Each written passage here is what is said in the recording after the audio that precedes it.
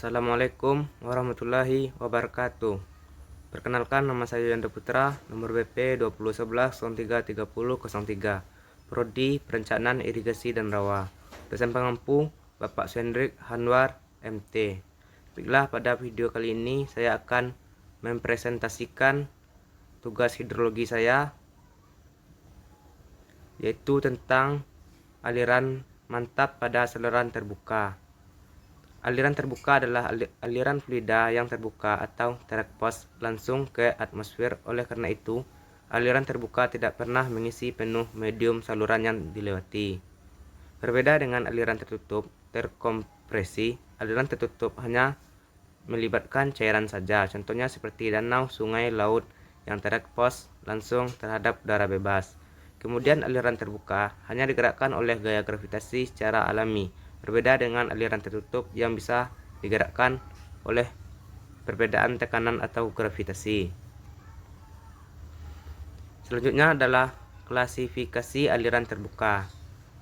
Yang pertama yaitu aliran seragam atau uniform flow. Disebut seragam apabila kedalaman alirannya dan kecepatan rata-ratanya tetap konstan. Jika tidak, maka disebut aliran tak seragam.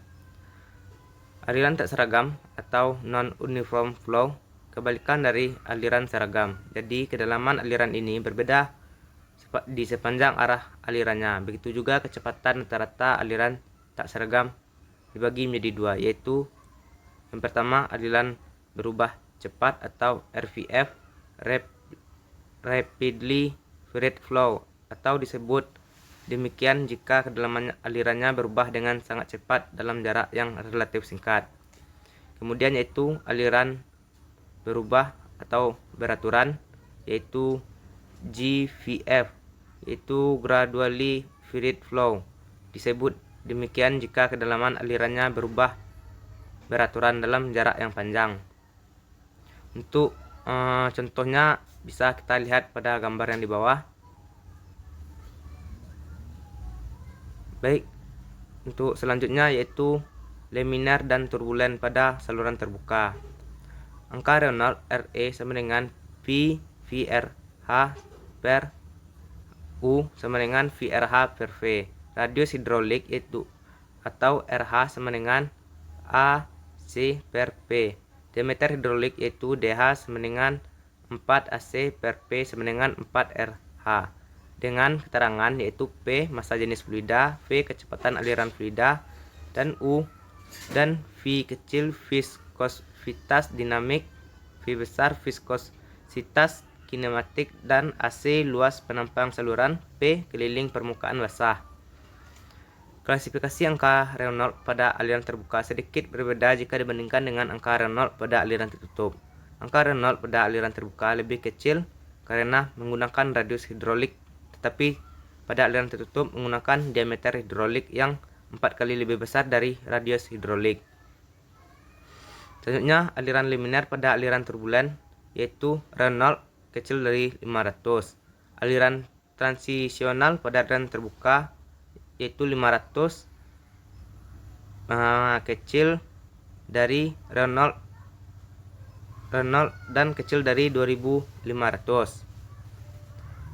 Selanjutnya adalah contoh pengukuran radius hidrolik. Kita lihat pada gambar di samping ada seperti lingkaran yang diisi seperti pipa yang diisi air dengan diameternya. Yang di tengah-tengah yaitu seperti selang yang diisi air. Kemudian begitupun juga yang kanan. Baik, selanjutnya adalah kecepatan gelombang dan angka Froude. Kecepatan gelombang atau V sama dengan G akar GY, di mana V kecepatan gelombang aliran fluida, G yaitu akselerasi gravitas, dan Y yaitu kedalaman aliran. Aliran terbuka juga diklasifikasikan menjadi aliran subkritis, kritis, dan superkritis tergantung kepada nilai angka Froude yang muncul. Angka Froude atau FR sama dengan F per akar GY. Aliran subkritis atau aliran tenang yaitu FR kecil dari 1. Aliran kritis yaitu FR sama dengan 1. Kedalaman kritis Itu atau FR sama dengan 1, YC sama dengan V pangkat 2 per G. Aliran superkritis atau aliran cepat VR kecil dari 1. Kita bisa melihat contohnya pada gambar yang di bawah. Mungkin kurang jelas karena gambarnya terlalu kecil. Baik, kalau sudah melihat gambarnya, kita lanjutkan ke yang selanjutnya, yaitu contoh soal. Contoh soal pertama itu sebuah gelombang diawali di dasar laut dari sebuah hentakan ketika terjadi gempa bumi. Jika kedalaman laut tersebut sekitar 2 km dan massa jenis dari air lautnya adalah 1,03 km meter per segi meter per kubit, tentukan kecepatan solusi. Kecepatan gelombang permukaan ditentukan pada formula V sama dengan akar dari GH sama dengan akar 981 meter per sekon kuadrat dikali 200 meter sama dengan 140 meter per sekon. Kecepatan gelombang tergantung dari kedalaman airnya dan kecepatan gelombang bertambah ketika kedalaman air bertambah. Dan selanjutnya yaitu sebuah gelombang contoh soal yang kedua yaitu sebuah gelombang air muncul dalam sebuah kanal yang cukup lebar. Tentukan kecepatan gelombang kecil dari aliran tersebut. Jika kedalamannya adalah A 25 cm dan B 80 cm. Apa yang terjadi jika cairannya diganti dengan minyak? Solusinya yaitu yang A, V sama dengan G akar dari GH sama dengan 9,81 meter per sekon per kuadrat dikali 0,25 meter sama dengan 1,57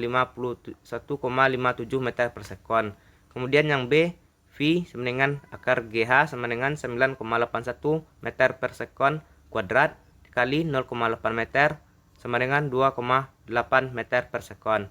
Jika cairannya diganti dengan minyak, maka hasilnya tidak akan berubah karena kecepatan gelombang hanya bergantung kepada kedalaman cairannya. Selanjutnya yaitu contoh yang ketiga, air pada temperatur 15 derajat Celcius mengalir secara seragam di dalam kanal persegi 4 dengan lebar 2 meter pada kecepatan rata-rata 1,5 meter per sekon. Jika kedalaman airnya 24 cm, tentukan apakah aliran subkritis atau superkritis. Solusinya adalah yang pertama yaitu angka frontnya adalah FR sama dengan V per akar GY sama dengan 1,5 meter per sekon per akar dari 9,81 meter per sekon kuadrat dikali 0,24 meter sama dengan 0,978. Karena angka frontnya kurang dari 1, maka alirannya subkritis. Selanjutnya adalah contoh yang keempat yaitu setelah hujan lebat, air mengalir di atas permukaan beton dengan kecepatan 1,3 meter per sekon. Jika kedalaman airnya sekitar 2 cm, tentukan apakah alirannya subkritis atau superkritis. Solusinya adalah yang pertama yaitu angka frontnya adalah FR sama dengan V per GY. V per akar dari GY sama dengan 1,3 meter per sekon per akar dari 9,81 meter per sekon kuadrat dikali 0,2 meter sama dengan 2,93. Karena angka front lebih dari 1, maka alirannya superkritis.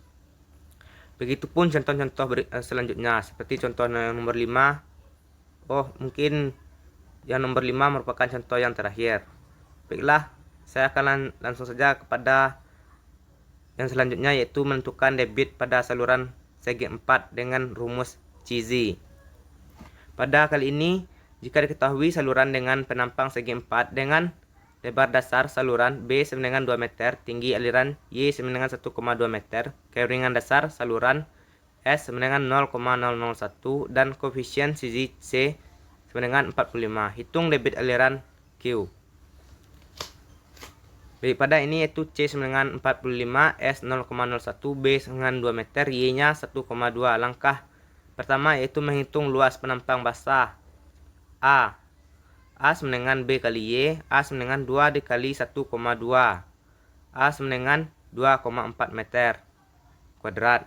Kemudian langkah keduanya yaitu menghitung keliling basah atau P, yaitu P sama dengan B kali 2 kali Y tambah 2 tambah 2 kali 1,2, P sama dengan 4,4 meter.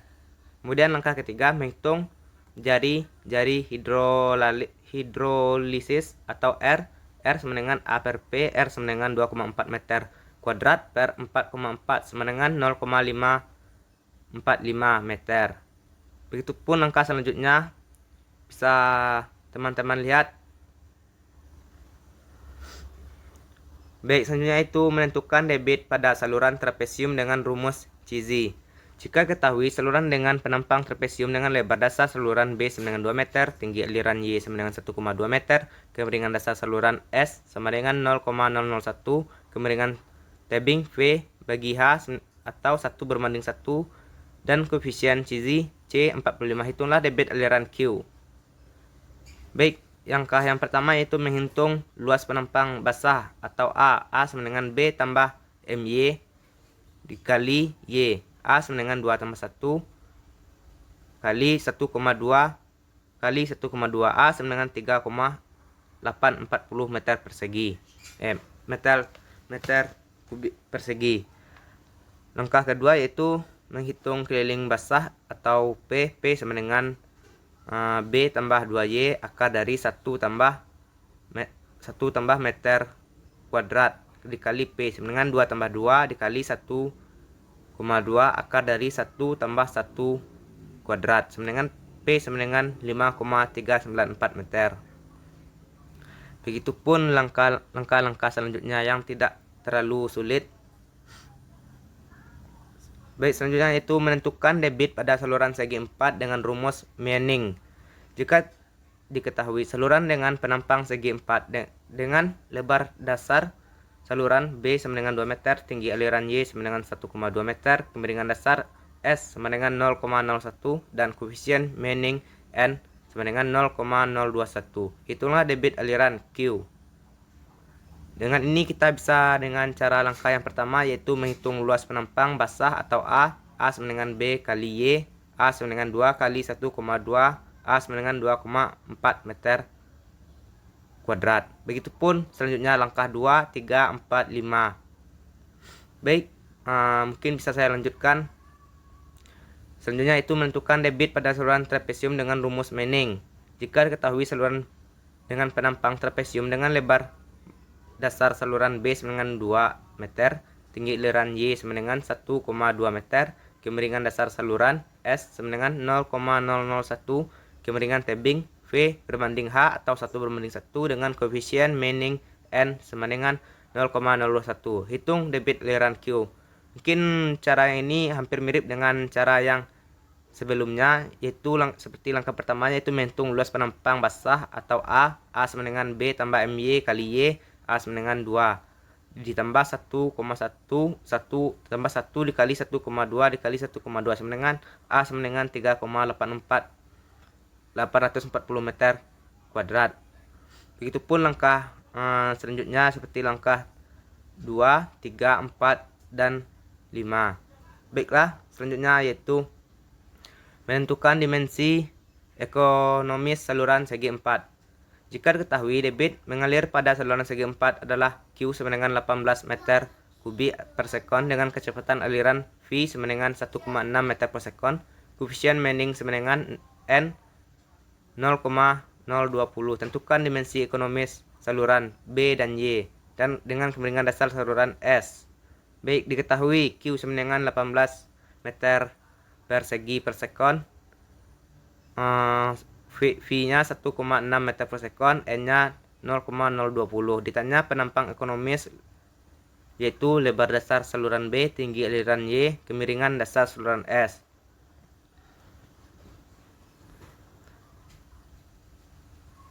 Yang pertama itu menghitung luas penampang basahnya A, yaitu Q sama dengan V kali A. A sama dengan Q per V sama dengan 18 per 1,6 sama dengan 11,250 meter kuadrat.